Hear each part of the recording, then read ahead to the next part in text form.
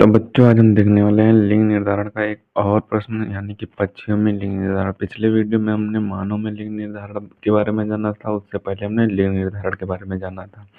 यानी कि आज पक्षियों के में लिंग निर्धारण के बारे में जानने वाले हैं, यानी कि इसकी इंग्लिश होती है सेक्स डिटरमिनेशन इन बर्ड्स।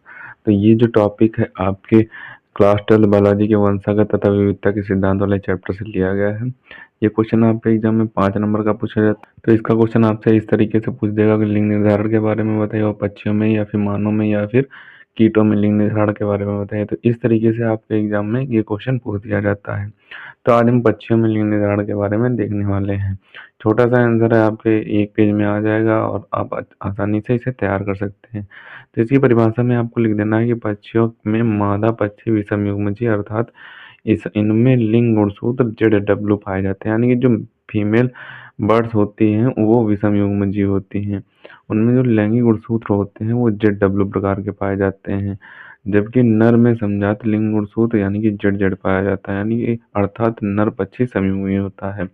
कहने का तात्पर्य यह है कि ये जो नर होते हैं, मेल होते हैं, मेल बर्ड्स, तो उनमें जो लिंग गुणसूत्र पाए जाते हैं वो समजात प्रकार के पाए जाते हैं, यानी कि एक समान पाए जाते हैं। इसीलिए इन्हें नर पक्षी को समयुग्मकी कहा गया है। अब एक तरफ आप यहाँ पे मेल बर्ड का लिख लेंगे और दूसरी तरफ आप फीमेल बर्ड का लिख लेंगे।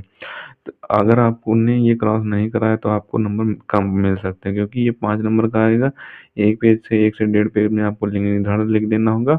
इसे भी आपको 1 पेज का मिनिमम बना के लिखना होगा। तो आप यहाँ पे क्रॉस करा देंगे तो आपका 1 पेज का हो जाएगा, क्योंकि यहाँ पे पक्षी में इतना ही आपको मिलेगा। बुक में भी, विद्या में, आंसर में, हर जगह आपको इतना ही मिलेगा। तो मेल बर्ड इस तरफ लिख लेंगे, फीमेल बर्ड इस तरफ लिख लेंगे, यानी कि नर पक्षी और मादा पक्षी। नर पक्षी ZZ और मादा पक्षी ZW आपका लिखेगा।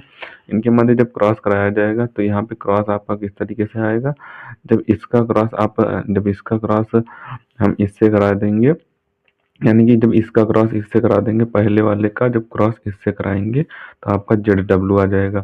और जब ये इधर से दूसरे का क्रॉस जब इससे करा देंगे तो आपका ZZ आ जाएगा। इससे और इससे क्रॉस होगा तो ZZ आ जाएगा आपका।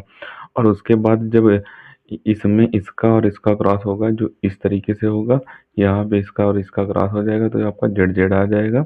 और जब इसका और इसका क्रॉस हो जाएगा तो आपका ZW आ जाएगा, यानी कि मादा पक्षी आ जाएगा। तो यहाँ पे जो 50% बच्ची हैं वो प्राप्त होंगे, वो मादा के प्राप्त होंगे, मादा बर्ड्स प्राप्त होंगी, और जो 50% बच्ची हैं वो फिर नर बर्ड्स प्राप्त होंगे। तो यानी कि यहाँ पे 50-50 का रेशियो रहेगा, यानी कि 50% मेल बर्ड और 50% फीमेल बर्ड आपकी यहाँ पे प्राप्त होंगी, संतानें उत्पन्न होंगी। तो ये आपका पक्षियों में लिंग निर्धारण हो जाएगा। अगले वीडियो में हम कीटों में लिंग निर्धारण के बारे में जानेंगे।